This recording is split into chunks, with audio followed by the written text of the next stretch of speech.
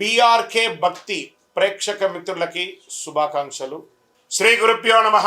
నమస్కారం. అందరూ కూడా మీ యొక్క ఇష్టదైవాన్ని ప్రార్థన చేసుకోండి, మీ తల్లిదండ్రులకి ప్రార్థన చేసుకోండి. నూతన సంవత్సరాన్ని ప్రారంభిస్తున్నాం. ఎన్నో ఆశలతో, ఎన్నో కోరికలతో ఎప్పుడెప్పుడురా వస్తుంది తెలుగు ఉగాది శుభాకాంక్షలు అందరికీ చెప్తామా? ఈ ఉగాది సంవత్సరం నాకు ఎలా ఉండబోతుంది, నా జీవితం ఎలా ఉండబోతుంది, ప్రపంచం ఎలా ఉండబోతుంది, ఆర్థికం ఎలా ఉండబోతుంది, వ్యవసాయం ఎలా ఉండబోతుంది, జీవితాలు ఎలా ఉండబోతున్నాయి, విద్యలు ఎలా ఉండబోతున్నాయి, వర్షాలు ఎలా ఉండబోతున్నాయి, రాజకీయం ఎలా ఉండబోతున్నాయి అని ప్రతి ఒక్కరికి ఒక క్వశ్చన్ మార్క్స్ ఎప్పుడు ఉగాది కోసం ఎదురు చూస్తున్నటువంటి మా ప్రేక్షక మిత్రులందరికీ కూడా పేరు పేరున శుభాకాంక్షలు. ఇప్పటి వరకు మా యొక్క ఛానల్ని ఆరాధిస్తూ, ప్రోత్సాహం చేస్తూ, సబ్స్క్రైబ్ చేస్తూ, ఈ ఛానల్లోని విశేషాలు అందరికీ మీ మిత్రులకి అందరికీ తెలుపుతూ ఉన్నటువంటి మీ యొక్క గొప్ప మనసుకి ధన్యవాదాలు. ప్రతి ఒక్కరికి కూడా పరాభవనామ సంవత్సర శుభాకాంక్షలు. ముందుగా మనం దైవ ప్రార్థనతో ప్రార్థన చేసుకుంటా. మీ ఇష్టదైవాన్ని ప్రార్థన చేసుకోండి. శుక్లాంబరధరం విష్ణుం శశివర్ణం చతుర్భుజం ప్రసన్నవదనం ధ్యాయేత్ సర్వవిఘ్నోపశాంతయే. గురుర్బ్రహ్మ గురుర్విష్ణు గురుర్దేవో మహేశ్వర గురు సాక్షాత్ పరబ్రహ్మ తస్మై శ్రీ గురవే నమః. ఇష్టదేవతాభ్యో నమః, కులదేవతాభ్యో నమః. స్వామి శరణమయ్యప్ప. శ్రీ పరాభవనామ సంవత్సరంలో మకర రాశి మిత్రులకి ఎలా ఉంది అని తెలుసుకుంటాం. మకర రాశి మిత్రులారా, మీకు ఉగాది శుభాకాంక్షలు. ఆదాయం 2, వ్యయం 8, రాజపూజ్యం 1, అవమానం 2.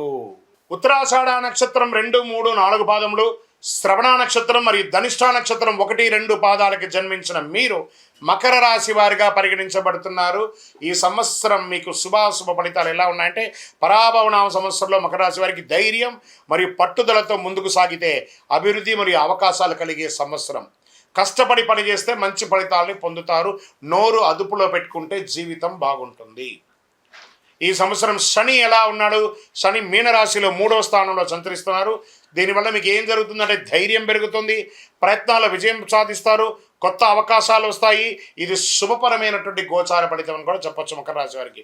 గురు భగవానుడు ప్రారంభంలో 6వ ఇంటిలో, జూన్ 2 గురు 7వ ఇంటిలో, అక్టోబర్ 31 8వ ఇంటిలో, జనవరి 25 తిరిగి 7వ ఇంట్లోకి వస్తున్నారు గురు భగవానుడు. భాగస్వామ్య సంబంధాలు పెరుగుతాయి, వ్యాపార అవకాశాలు వస్తాయి, వివాహ యోగం, వివాహమైన దాంపత్యుల మధ్య ఆ ఎడబాటు ఉంటే అవి కూడా కలిసిపోయే అవకాశాలు బాగా కనబడుతున్నాయి.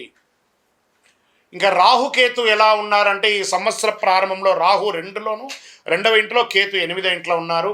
డిసెంబర్ 6 రాహు జన్మరాశిలో, కేతు 7వ ఇంట్లో ఉన్నారు. దీనివల్ల ఫలితం నిర్ణయాల్లో జాగ్రత్త, సంబంధాల్లో అవగాహన అవసరం. చిన్న పెద్ద చూసి మాట్లాడి సమాజంలో ఉంటే బాగుంటుంది, లేదా అవమానాలు పొందుతారు. దానివల్ల జీవిత నష్టాలు కూడా ఉన్నాయి. ఆర్థికంగా ఎలా ఉందంటే, ఆదాయం, మల్టిపుల్ ఇన్కమ్ సోర్స్ పెరిగే అవకాశాలు ఉన్నాయి. వ్యాపారాల్లో లాభం, కొత్త పెట్టుబడులు వచ్చే అవకాశాలు ఎక్కువ కనబడుతున్నాయి. ఉద్యోగస్తులకి ఉద్యోగంలో పురోగతి, పదోన్నతి అవకాశం, ప్రభుత్వ రంగంలో లాభం అని కూడా చెప్పచ్చు చక్కగా. ఇంకా విదేశీయ ఉద్యోగాల్లో ఉన్నవాళ్ళు, పోగొట్టుకున్న వాళ్ళకి ఇదొక అవకాశం, మంచి అవకాశం. జూన్ తర్వాత మంచి మంచి అవకాశాలు రాబోతున్నాయి. ఇంకా ప్రైవేట్ రంగంలో ఉద్యోగస్తులకి కొంచెం మిశ్రమ ఫలితంగా కూడా కనబడుతుంది. ఇంకా వ్యాపారంలో ఉన్న వాళ్ళకి స్పెక్యులేషన్, షేర్ మార్కెట్ బాగా కలిసి వస్తుంది. మ్యానుఫ్యాక్చరింగ్ రంగం వారికి చాలా మంచి మంచి ఫలితాలు రాబోతున్నాయి. ఇంకను రీటైల్ రంగం వాళ్ళు ఉంటారు చూసారా, కిరాణము, ఎలక్ట్రానిక్స్, అన్ని రీటైల్స్, ఒక్క రీటైల్ కాదు, ఎన్ని రీటైల్స్ ఉంటే అన్ని రీటైల్స్ వారికి కూడా ఇది అనుకూలమైనటువంటి సమయం అని కూడా చెప్పవచ్చు. ఈ ఆరోగ్యపరంగా మోకాళ్ళ నొప్పి, స్కిన్ రిలేటెడ్ అలసట, వ్యాయామం లేకుండా ఉండడము, దీనివల్ల ఒబిసిటీ పెరగడము, ఇలాంటి అవకాశాలు ఆరోగ్యపరంగా ఉన్నాయి.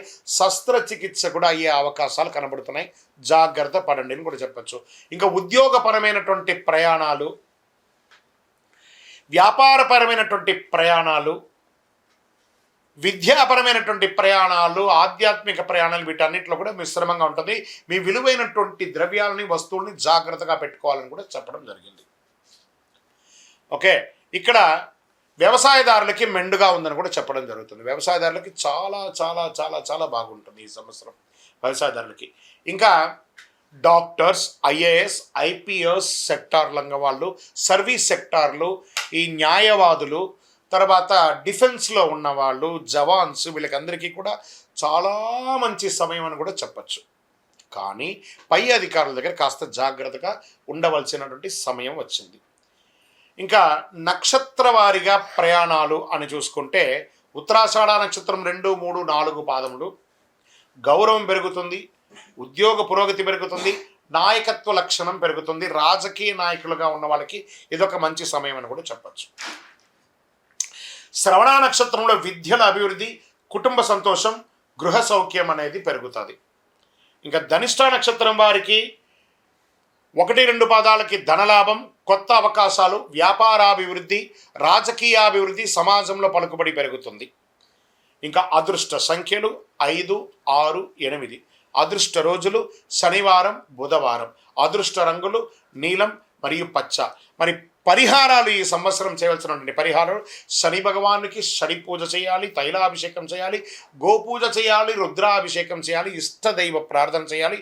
మీ కులదైవంకి దేవాలయానికి వెళ్ళి మీ వయస్సు ఎంత ఉందో అన్ని లెక్కతో ఒత్తులు మట్టి ముక్కుల్లో వేసి నువ్వుల నూనెతో దీపం వెలిగించాలి. ఇంకనూ శక్తివంతమైనటువంటి పరిహారం, అతి శక్తివంతమైనటువంటి 48 రోజులు పూజ చేసినటువంటి చండీ సుదర్శనవాలు చేసి సుబ్రహ్మణ్య భుజంగం చేసినటువంటి కరుంగాళిమాలను ధరించండి. జనవశీకరణ పొందండి, గ్రహదోషం తొలగించుకోండి, ఆటంకాలన్నీ తొలగి ఆరోగ్యంగా ఉండండి. ఇంకను మీ వ్యక్తిగత జాతకం తెలుసుకోవాలనుకుంటున్నారా? మీ పరిసర ప్రాంతాల్లో ఉన్నటువంటి సద్గురువులని సంప్రదించి మీ యొక్క జాతకం తెలుసుకోండి. లేదా మా ద్వారా తెలుసుకోవాలనుకుంటున్నారా? మా డిస్ప్లేలో కనబడుతున్నటువంటి నంబర్కి మీ పేరు, date of birth, time of birth, place of birth, గురుగారు ఈ నూతన సంవత్సరం మాకు ఎలా ఉందని తెలుసుకోవాలనుకుంటున్నామని టెక్స్ట్ చేయండి, కాల్ చేయకండి. మా అడ్మిన్స్ మీకు రిప్లై ఇస్తారు. విజయోస్తు. ఇప్పటి వరకు ద్వాదశ రాశుల్లో ఉన్నటువంటి వారికి మనం చెప్పుకున్నాము. జాతకం పడుతున్న వర్షానికి గొడుగు మాత్రమే, కానీ జాతకం జీవితం కాదు. మీరు మిమ్మల్ని, మీ జీవితాన్ని నమ్మండి, మీ ఇష్టదేవాన్ని నమ్మండి, మిమ్మల్ని నమ్మండి. అన్ని రకాలుగా మేలు జరుగుతుంది. మీరందరూ కూడా ఆయురారోగ్య ఐశ్వర్య భోగభాగ్యాలతో ఉండాలని అఖిలాండ కోటి బ్రహ్మాండ నాయకుడు శ్రీ ధర్మశాస్త్ర అయ్యప్ప స్వామి వారి 18 అవతారముల దేవాలయం జీవకొండ తిరుపతిలో మీకోసం ప్రార్థన చేస్తాను. వందే మాతరం, వందే మాతరం, వందే మాతరం. చంద్రమౌళి వెంకటేశ్వరమ శరణమయ్యప్ప.